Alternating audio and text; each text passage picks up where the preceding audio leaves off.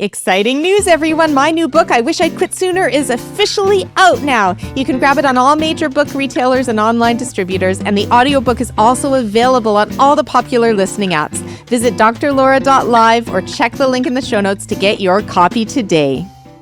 Hello, everybody. Welcome to another episode of Where Work Meets Life. I'm Dr. Laura, and I'm so excited to be here with Josh Connolly, an author, speaker, and breathwork coach. Yes, an interesting combination of great things that this man is doing. I was interviewed on Josh's podcast called Dysfunctional. So you can see why my topic of toxic bosses ended up on a dysfunctional podcast.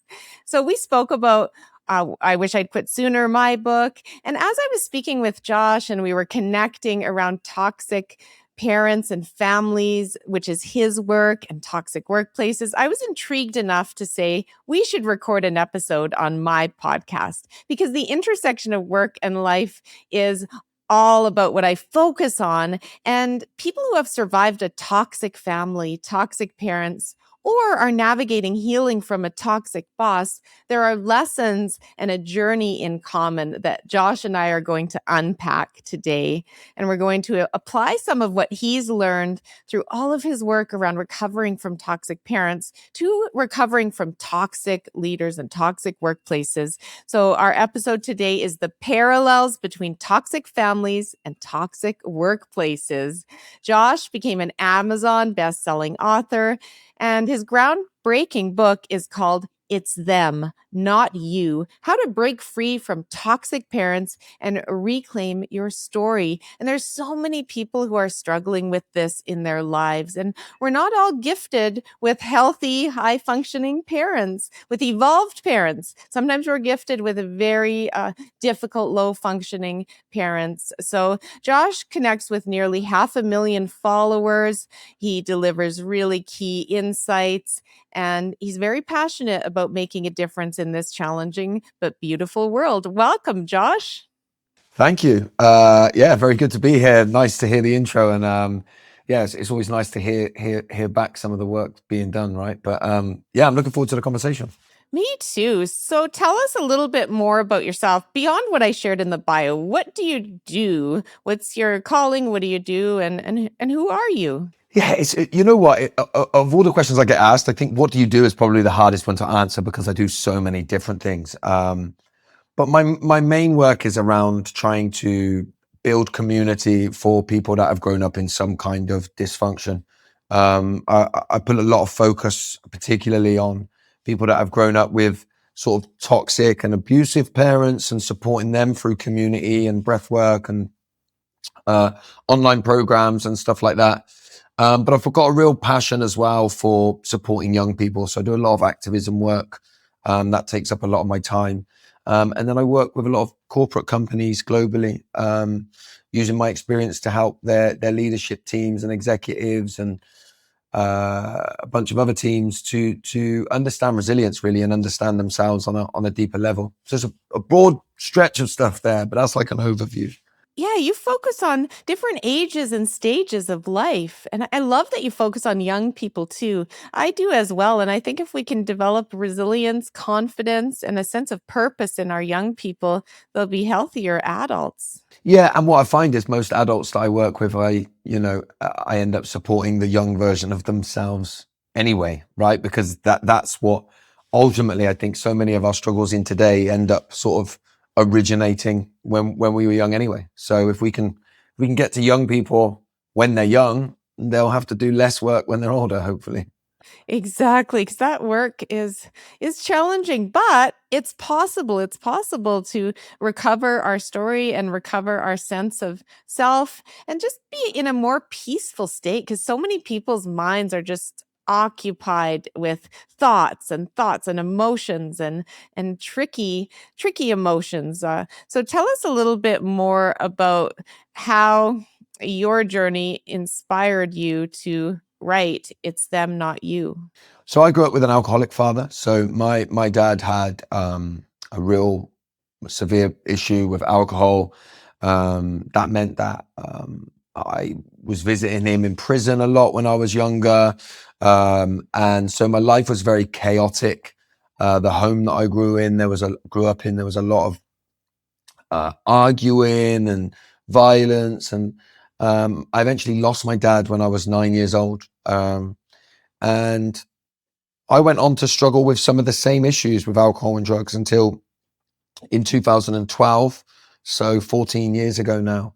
I sort of made a change in my life, stopped drinking and got sober, and everything in my life changed. But through my own journey of sort of healing and self-discovery, once I did quit alcohol all those years ago, I went from thinking that I was just broken and there was something wrong with me to having all these realizations that so much of my internal struggles could be traced back to the experiences I had when I was a child. And that got me really passionate because it made me realize that, so much of the shame that I had around myself dissipated when I was able to make a lot more sense of some of those adaptations and some of those reactions that I'd had to life when I was able to sort of see my life in its entirety.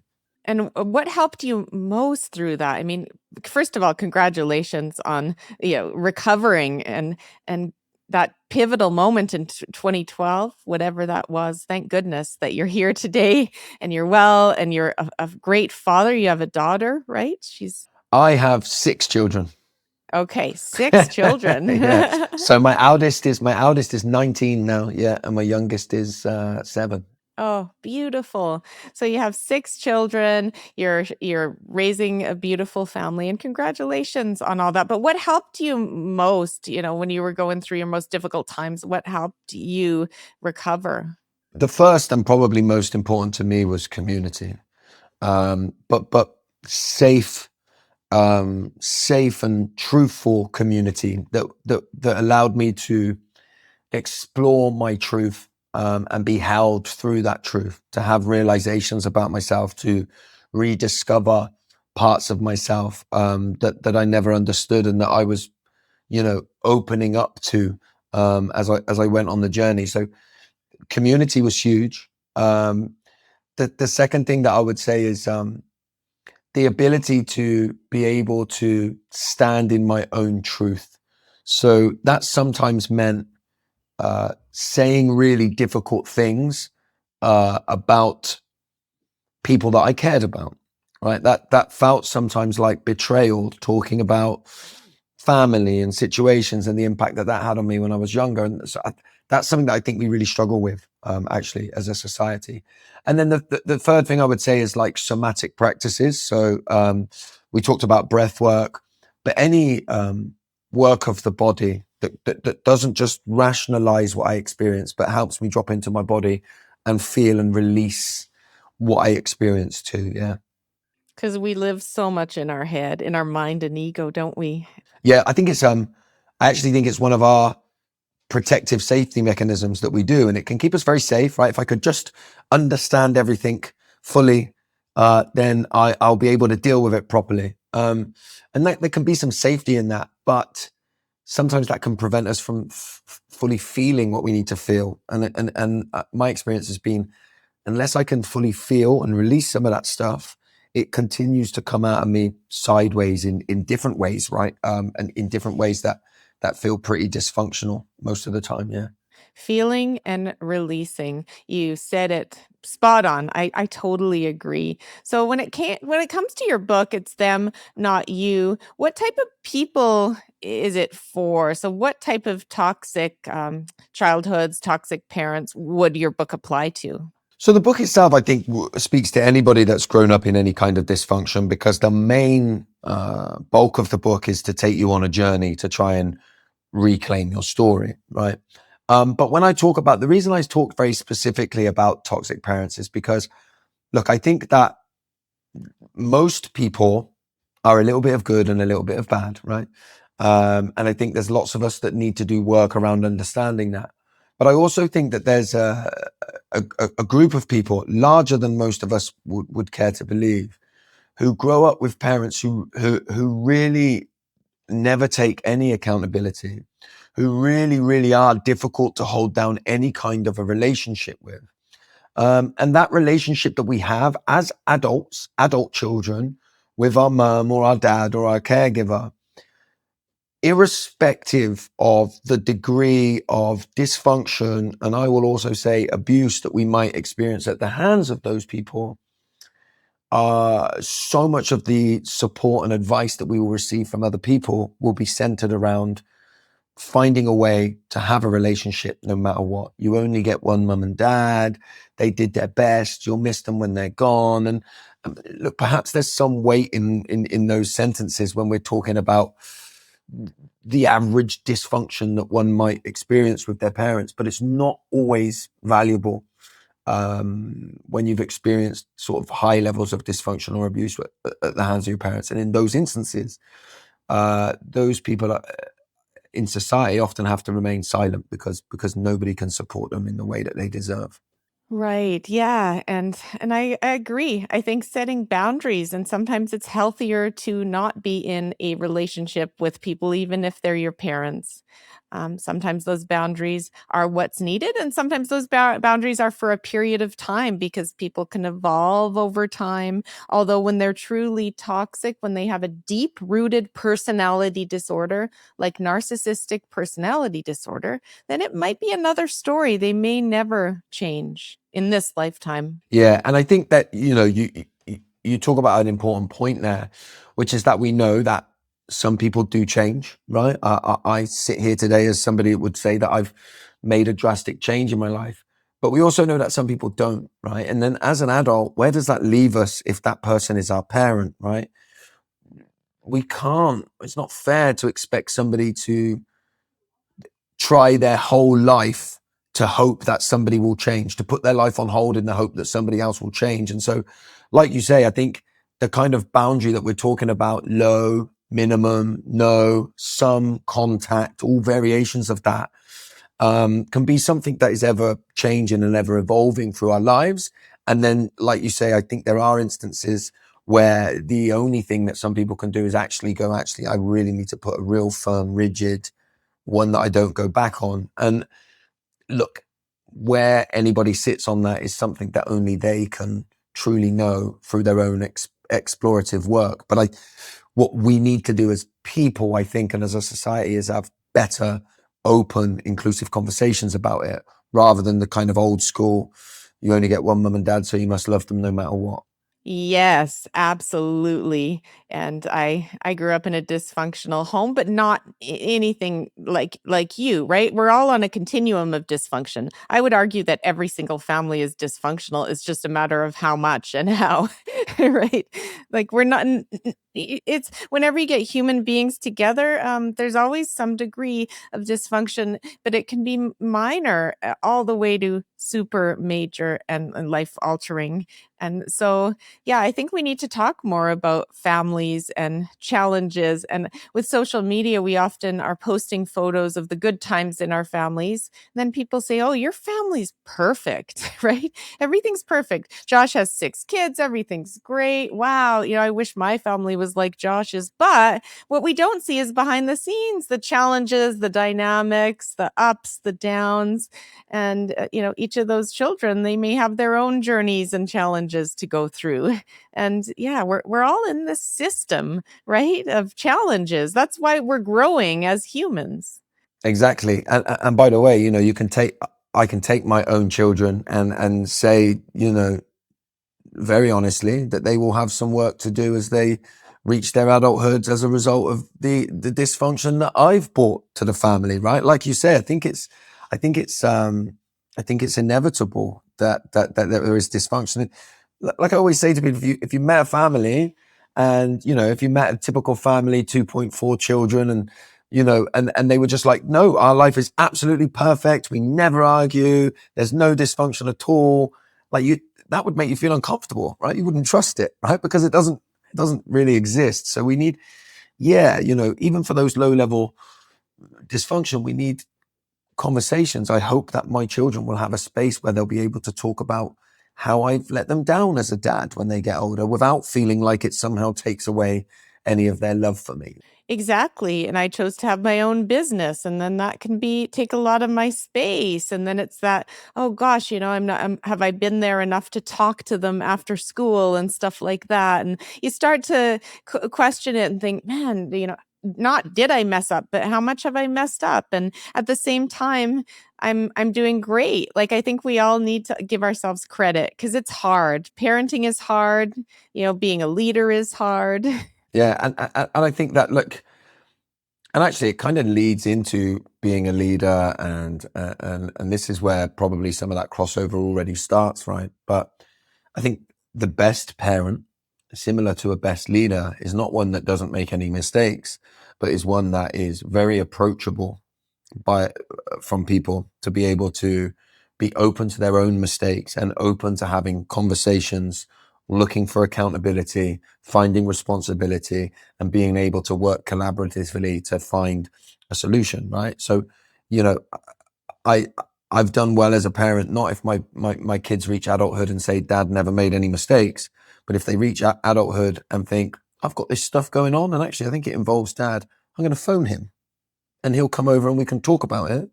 That's when you've done well, right? When you've given off that vibe to your children that you're approachable in that way. Yeah, it's all about approachability. And one of the warning signs of a toxic boss at play is that they say their team's perfect. They say, oh no, everything's great here. No team is perfect. So anytime someone is shouting that out, whether they're a parent or a leader, it's a warning flag, because it's all about constant learning at any stage of leadership or parenting. Yeah, exactly. And again, as a parent or as a leader, I'm doing well if my team or my children are approaching me with struggles, difficulties, and concerns, right? Because it means that I'm approachable, and I'm obviously creating that space for them, which is what I want to do. If they're never coming to me, if my children never come to me with any of their struggles, or my teams never come to me with any of their struggles, and I need to look at myself. Why am I not approachable? Why can they not come to me? And by the way, I see this with a lot of adults that I work with that say that they have a perfect childhood. One of the questions that you can ask them, and this is born out of largely the work of Dr. Gabor Mate, but the people that say they had an amazing childhood, as soon as you ask them when they remember their first struggle to be, they'll tell you a young age, and then you ask them who they went to about that struggle. And when they say, I never went to anybody about it, then you ask, well, why didn't you go to your mum and dad? And then straight away, you've already got a slight, spanner in the works here, because if it was as healthy and brilliant and as amazing as you were saying, you would have gone to your parents with that, but you didn't. And so why was that? Doesn't mean anybody was bad or anything like that, but what does that mean? And so again, if we're looking at leadership, if the things were falling apart, but nobody in the team was going to see the leader about it, that's a leadership problem. Yeah, absolutely. That you're bang on. You're bang on. And parents that act like everything is perfect, it's usually because conflict is unapproachable and it is pushed under the carpet and everything must be fine. But life is not always fine. In this human experience, it's not always fine. We know that. And that's how we grow. So I want to talk a little bit about narcissism, because I think it's overused as a term out there, but it's also a real thing. And narcissism can really be on a continuum of like an extreme narcissist all the way to, a moderate narcissist, and I think we all can have elements of that within us, because we all have an ego.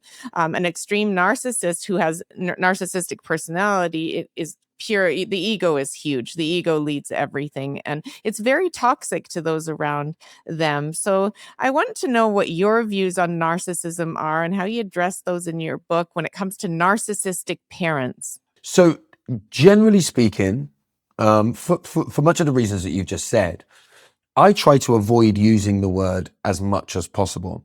And actually, I will tend to use the word when describing traits. A bit like you said, I know, I can tell you myself that when I'm really struggling, when something bad's gone on in my life, when I've messed up, I have to be really careful, because My tendency is to go quite narcissistic, I go quite me-ish, right? I stop thinking about everybody else and I start thinking, how do I get myself out of this one? And then as a result of that, my behavior, it becomes all centered around me. But that's very different to somebody like you're talking about with personality disorder. Now, like you, I think lots of these terms now get overused, and it can be a problem because then it devalues when they're actually happening, right?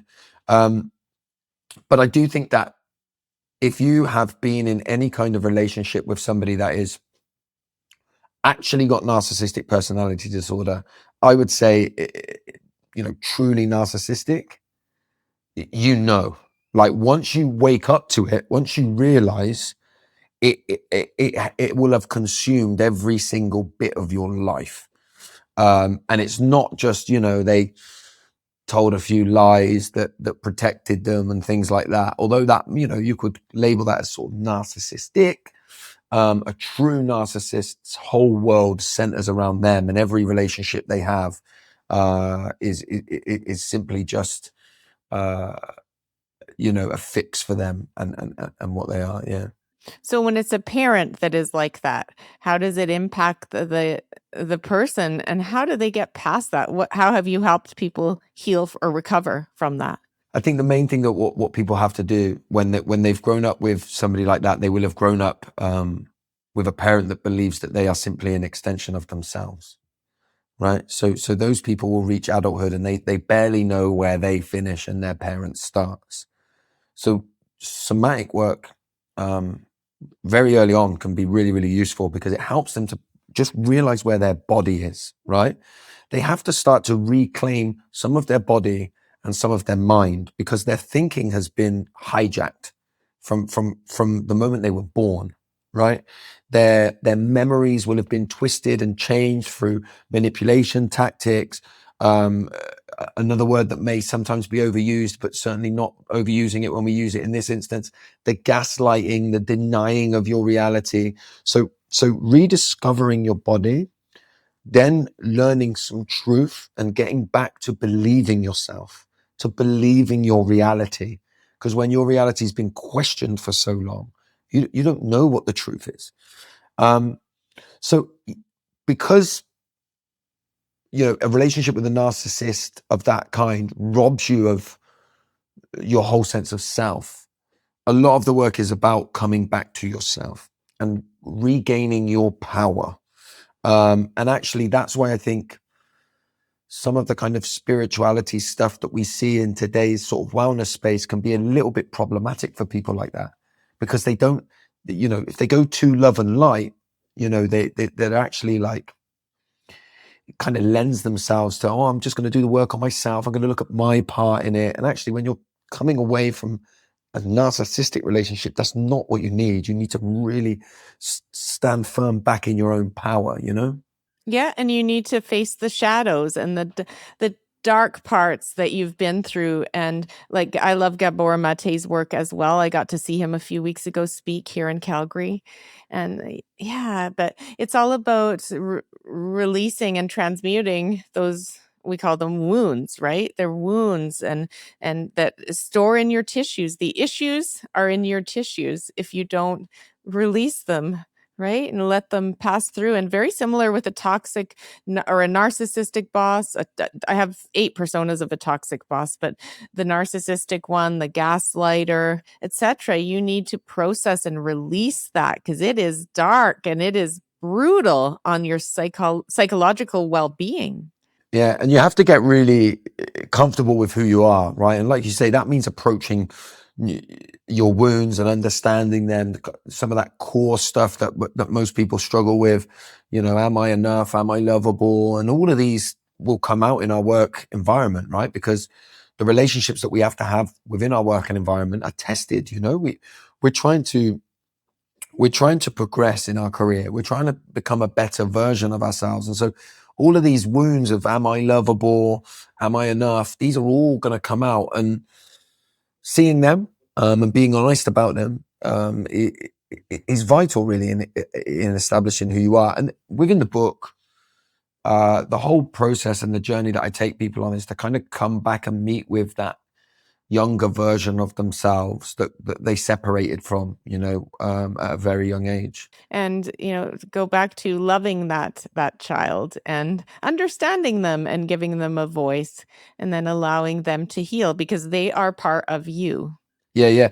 And they're probably the most authentic, true, and real part of you. So if you can build a relationship with them and sort of get beyond some of the walls that you've built up around them through personas and masks and relationships, you can kind of get through some of that and back to who you were before that narcissistic relationship or toxic relationship, whatever we're going to call it, before that got hold of you. How do I get back to the true essence of who I was? Absolutely. And when I think about healing and recovering from a toxic boss, there's so many similarities because connection really matters, releasing the wounds and the traumas. There's been many traumas that have taken place or big traumas with having a toxic boss or a toxic parent. And trauma stays in our tissues and we need to release the trauma. So very similar, hey?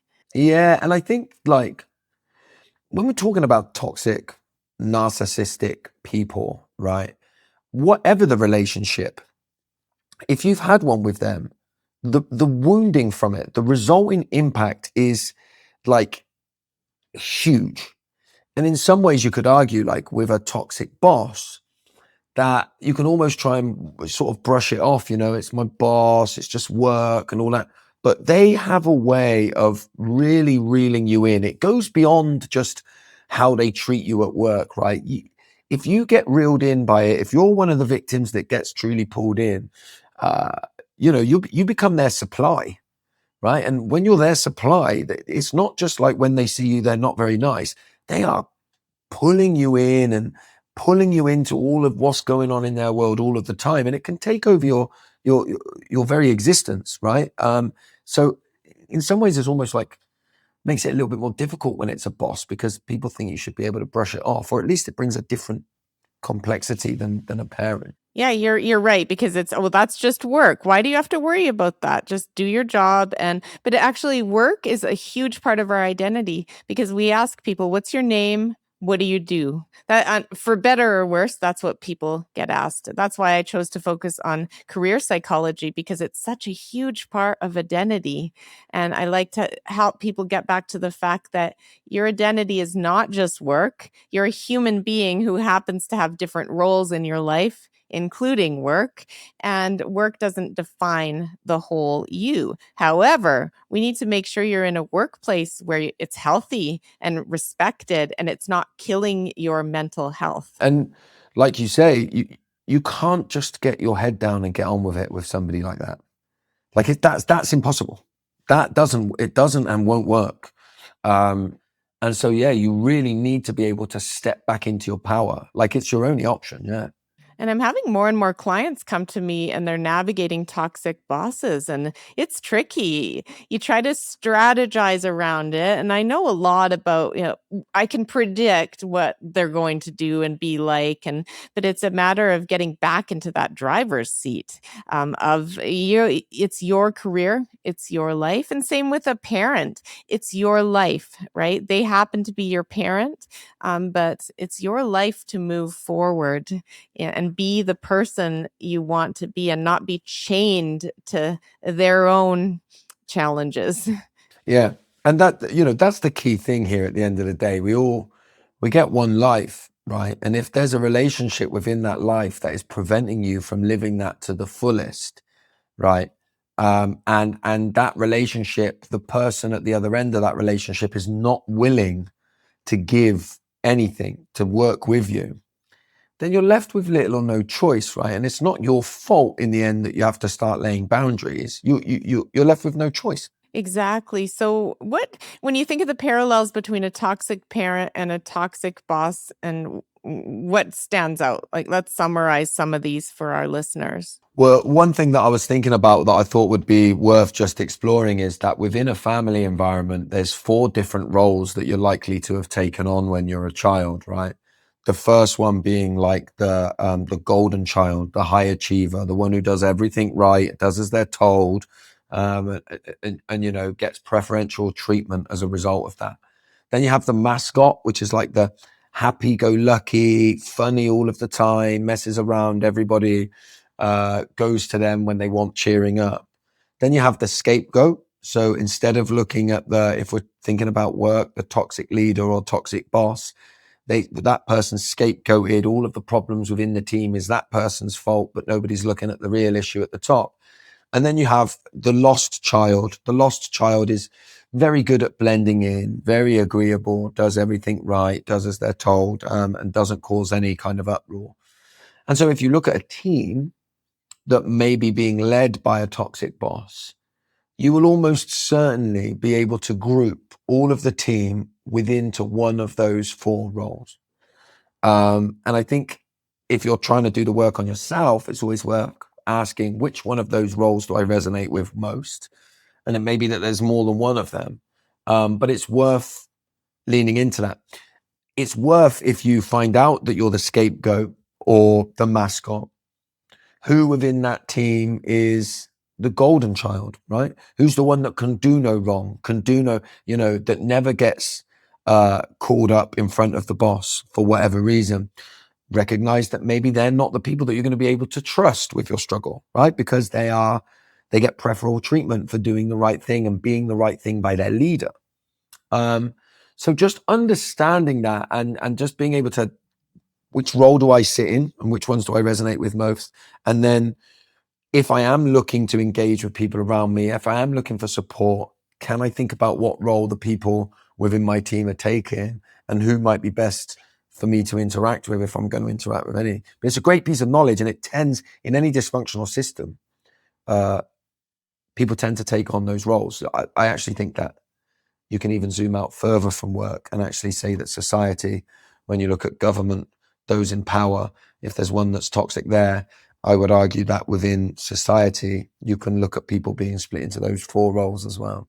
That's fantastic. Really interesting. And there's one type of toxic boss, the great divider, and it's a persona that lots of toxic bosses have, where they have their in group and their out group. And you'll know, and sometimes you'll move from the in group to the out group for whatever reason. And I think it's important to know that why am I not in the in group? These other people are. Well, it's because they're pleasing the leader. They're not standing up against the leader. They're very malleable, very easy for the leader to, control, basically. And then they become the favorites. And then, but, rest assured that favorites can become unfavorited for whatever reason over time. And if you are in the favorite category and you're just feeling like, I don't like the way this person is treating other people, you need to look within and see, is that resonating with you to be part of that type of system? Yeah, it becomes cult-like in that way, right? You have the toxic boss becomes the cult leader. And if you want to get into the upper echelons of that cult, then you have to do as you're told and follow and do and say and be everything that leader is dictating that you should be. And then if you don't do that, you'll find yourself ostracized and on the outer circle. And many of us don't want to be ostracized because we grew up in environments where that was a big fear for us. So many people will end up staying near and close to the toxic boss. But if you zoom out again and ask yourself, what does that mean for the company? Well, you're killing creativity, right? Because curiosity is a absolute no-no, right? Because the toxic boss doesn't want curiosity. They don't want difficult questions. That threatens them. That threatens them. It's a problem. Yeah, it's a problem. And so anybody that asks difficult questions, which you want at the heart of anything successful, it finds themselves ostracized and on the outer circle because they're a problem. So, wherever you look within the business, it's highly problematic. Yeah. Is so true. And likewise with a toxic parent, they do not like to be questioned. And I've seen this in my life. I've seen this with close friends, that when you try to have an adult conversation, so once you're an adult and you're both adults, the parent and you, and it could be an in-law, it could be a step parent, whatever it is, you have the conversation as adults. They do not like that. They do not like having equal, curious conversations. They will shut right down. They're the parent, and that's it. They know best. Yeah. And again, it becomes that rigid system, right? And which is just what we just talked about. No curiosity, no allowing for questions, no self-reflection, and everything shut down. And then actually the person that brings the curiosity is the one that ends up being scapegoated. Yes. And I always say a truly toxic boss is not open to self insight or development.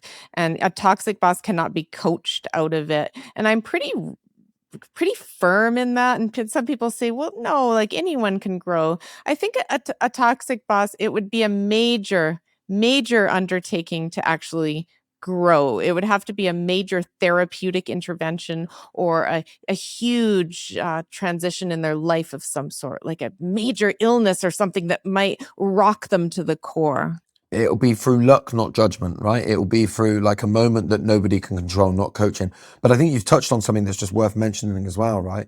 Which is what a lot of society, when we're looking at parents and families, but you know, it's a lot of what society wants to do, which is like, everybody can change. Nobody's that bad, right? That's actually this kind of, let's not rock the boat. Let's take the easy option, which is let the powerful one who's causing the issue kind of get away with it. Let's give them a bit of coaching because that's easier. And it's, and we see that all of the time, right? And the ones that get labeled as quote unquote crazy are the ones who stand firm and say, this is not okay and I'm not having it. Well, if you've got that culture that we're talking about, which is a toxic boss, a group of people around the toxic boss supporting them for a sense of ease and comfort, the person on the outer echelons who says, this is not okay and I'm not going to stand for it, is not only ostracized by the toxic boss, but the toxic boss can then garner the support of everybody within the close, tight-knit circle. And then we have what becomes a smear campaign for that person on the outer echelons who is on the outer echelons. So it's very easy to say, well, they're just not in and they're feeling left out. So now they're creating all this story. And then you get and the smear campaign is one of the most hideous forms of abuse because it requires actually no access to you. You can lay the best boundaries possible and they can be out there smearing you and garnering support from other people to smear you. And so lay all the boundaries you want, but the smear campaign will get you, So that's highly problematic, yeah.